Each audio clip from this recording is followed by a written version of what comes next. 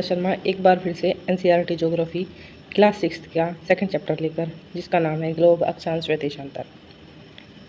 पिछले चैप्टर में हमने पढ़ा था पृथ्वी कैसी दिखती है, पृथ्वी का सौरमंडल में क्या कनेक्शन है, पृथ्वी और सौरमंडल सूर्य के क्यों चक्कर लगाती है और चंद्रमा पृथ्वी का क्यों चक्कर लगाता है, ये हमने पिछले चैप्टर में पढ़ा था। आज हम पढ़ेंगे ग्लोब पे पृथ्वी की संरचना कैसी है। आज हम ग्लोब पे और पृथ्वी की संरचना को हम जानेंगे। ठीक है, चलिए। ग्लोब क्या है? ग्लोब एक काल्पनिक रचना है जिस पर देशों विदेशों महाद्वीपों महासागरों इन सभी का सही आकार दिखाया जाता है, उसे हम ग्लोब कहते हैं। ठीक है, अभी आप ग्लोब को यहाँ देख सकते हैं इस चित्र में। ये ग्लोब है, ये एक मानव निर्मित चीज़ है या फिर एक काल्पनिक रचना है। इस पर हमने पृथ्वी को दर्शाया है। इसको हम सही आकार से पृथ्वी की देश विदेशों के मैप सब चीज़ हम इस पर आसानी से समझ सकते हैं और देख सकते हैं। ठीक है, ग्लोब में एक चीज़ और होती है, अक्ष। ये यहाँ आप ये अक्ष देख रहे हैं, अक्ष क्या होता है? अक्ष भी एक काल्पनिक ही रचना है। वास्तविक रूप में ग्लोब का या अक्ष का कोई महत्व नहीं है, ये भी दोनों एक काल्पनिक ही रचना है। अक्ष पृथ्वी के केंद्र से होकर गुजरती है, यानी आप ये समझ लीजिए, अगर हम किसी लट्टू के अंदर एक सुई डाल दें, मतलब लट्टू में आप देखते होंगे उसके नीचे एक सुई सी होती है और वो उसके आर पार हो जाए तो उसको हम अक्ष बोलते हैं पृथ्वी का। उसी प्रकार हम पृथ्वी में जो होल होता है उस होल से आर पार होकर आ रही होती है उसको हम अक्ष बोलते हैं। ठीक है, इसका हम ग्लोब में और पृथ्वी में क्या कनेक्शन है, ये क्यों है? ये इसलिए है क्योंकि ये हमारी पृथ्वी को परिभ्रमण करते हुए दर्शाती है। परिभ्रमण क्या होता है ये हम तो आपको थोड़ा आगे बताएंगे। अभी आप समझिए कि पृथ्वी का और ग्लोब का क्या कनेक्शन है।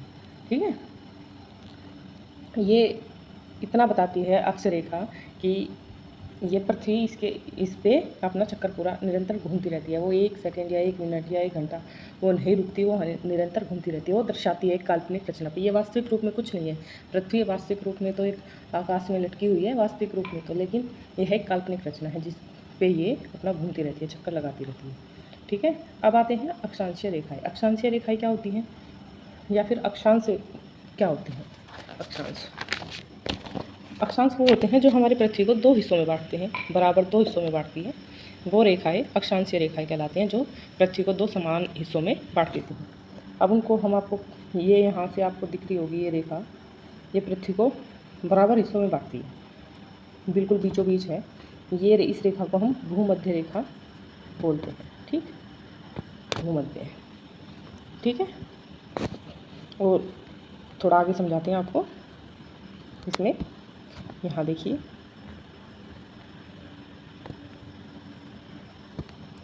इसमें आप पूरा समझ सकते हैं। ये जो बीच की लाइन है, बिल्कुल बीच की लाइन जा रही है, इसको तो भूमध्य रेखा बोलते हैं। ये भूमध्य रेखा यानी विषुवत वृत्त पृथ्वी के बीचों बीच से होकर गुजर रही है और ये पृथ्वी के 0 डिग्री पर स्थित है। ठीक है, 0 डिग्री पर स्थित है। इसी प्रकार पृथ्वी की बराबर लाइनें जा रही हैं। ठीक है, और ऊपर लास्ट तक एक बिंदु बनता है, यहाँ एक केंद्र में यहाँ एक बिंदु बनता है। ये बिंदु 90 डिग्री, 0 से 90 डिग्री पर स्थित है, यानी यहाँ से और यहाँ तक एक 90 डिग्री का कोण बनाती है। जो ये 90 डिग्री का कोण बनाती है ऊपर की तरफ, इसको हम उत्तरी ध्रुव बोलते हैं, और जो ये 90 डिग्री का कोण नीचे की तरफ बनाती है उसको हम दक्षिणी ध्रुव बोलते हैं। इसी प्रकार नीचे भी बराबर रेखाएँ बनती जाती हैं।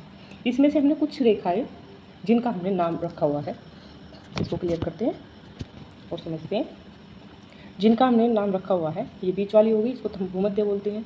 ये दूसरी रेखा होती है ऊपर की तरफ दक्षिणी ध्रुव की तरफ जो जाती है, जिसका नाम रखा हुआ है कर्क रेखा। ठीक, ये होती है कर्क रेखा। ठीक है, फिर एक रेखा जो ये ऊपर की तरफ जा रही है, जो कर्क रेखा है वो 23.5 डिग्री पर कोण बनाती है, और जो तीसरी रेखा है जिसका हमने नाम रखा हुआ है उसको बोलते हैं उत्तरी ध्रुववर्त या फिर अटलांटिक। ठीक है, आर्कटिक वृत्त। ठीक है, ये 66.5 डिग्री का कोण बनाती है, और ये जो लास्ट में जो बिंदु मैंने आपको बताया था जो 90 डिग्री का कोण बनाती है उसको उत्तर ध्रुव बोलते हैं। ठीक है, इसी प्रकार हमने नीचे की भी कुछ रेखाओं के नाम रखे हुए हैं, उनका आप बताते हैं। जो 23.5 डिग्री पर दक्षिण ध्रुव की तरफ कोण बनाती है उस रेखा का नाम मकर रेखा है। ठीक, इसी प्रकार एक रेखा और बनती है दक्षिणी ध्रुव व्रत या फिर आर्कटिका व्रत, वो 66.5 डिग्री का कोण बनाती है। उसको आर्कटिक वर्त या फिर दक्षिणी ध्रुव वर्त बोलते हैं। और फिर इसी प्रकार नीचे की तरफ जो ये 90 डिग्री का कोण बनाती है, जो बिंदु कोण बनाता है, उसको बोलते हैं दक्षिणी ध्रुव व्रत, दक्षिणी ध्रुव। ठीक है, इतना क्लियर हुआ। अब आते हैं कटिबंध। अक्षांश के बीच में ये जो कटिबंध आते हैं, ये कटिबंध क्या है? कटिबंध से पहले मैं आपको ये बता दूं, जो हमारी कर्क रेखा है भारत के वो 8 राज्यों से होकर गुजरती है। ठीक है, हमारी ये जो कर्क रेखा है इंडिया के मैप पे 8 राज्यों से होकर गुजरती है। नोट करना चाहें तो नोट कर सकते हैं। मैं 8 राज्यों के नाम बोल देती हूँ। पहला गुजरात, दूसरा राजस्थान, तीसरा मध्य प्रदेश, चौथा छत्तीसगढ़, पांचवा झारखंड, छठा पश्चिम बंगाल, सातवां त्रिपुरा, आठवां मिजोरम। ठीक है, ना हुआ। ये हमारी अक्षांश रेखा है और ये हमारे भारत के 8 राज्यों से होकर गुजरती है। ठीक है, एक बात और अक्षांश रेखाओं के बारे में, कि हमारी अक्षांश रेखाएं, कुल रेखाएं कितनी होती हैं पृथ्वी पर। हमारी पृथ्वी पर कुल अक्षांश रेखाएं, अगर हम गिनती कर वैसे ना समझ आए तो आप गिनती करके देख सकते हैं। 1 से 90 तक ऊपर की तरफ, 0 से 90 तक ऊपर की तरफ, 0 से 90 तक नीचे की तरफ, यानी 90 + 90, और जो 0 डिग्री है वो भी प्लस में होगी, यानी 1, नीचे लिख लेते हैं, बराबर होता है 181। ठीक है, हमारी कुल रेखाएं कितनी है? 181। ठीक है, इतना हुआ। हमारी रेखाएं, अक्षांश रेखाएं जो 0 डिग्री से ऊपर की तरफ जाती हैं, उस हिस्से को हम बोलते हैं उत्तरी गोलार्ध, और जो नीचे की तरफ जाती हैं उनको हम बोलते हैं दक्षिणी गोलार्ध। और इसी बीच में हमारी जो ये रेखाएं हैं, इन्हीं के बीच में हमें अपने कटिबंध पाए जाते हैं।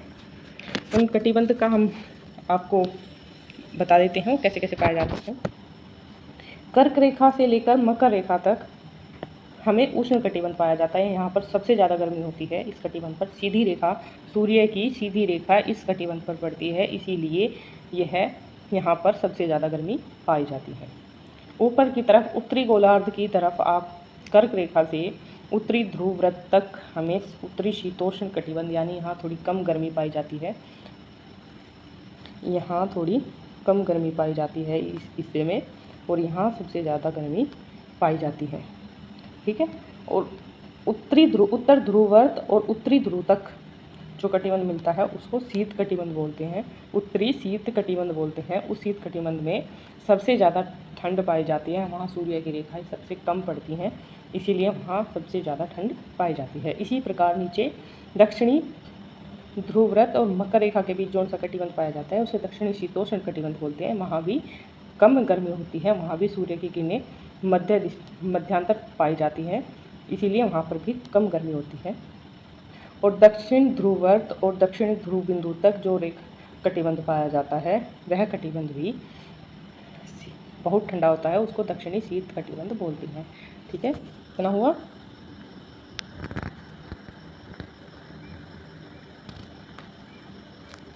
चलिए आज के लिए इतना ही। कल हम आपको पढ़ाएंगे देशांतर। देशांतर क्या है और देशांतर के बारे में हम आपको कल बताएंगे। वीडियो अच्छी लगी हो तो चैनल को सब्सक्राइब करें, वीडियो को शेयर करें। धन्यवाद।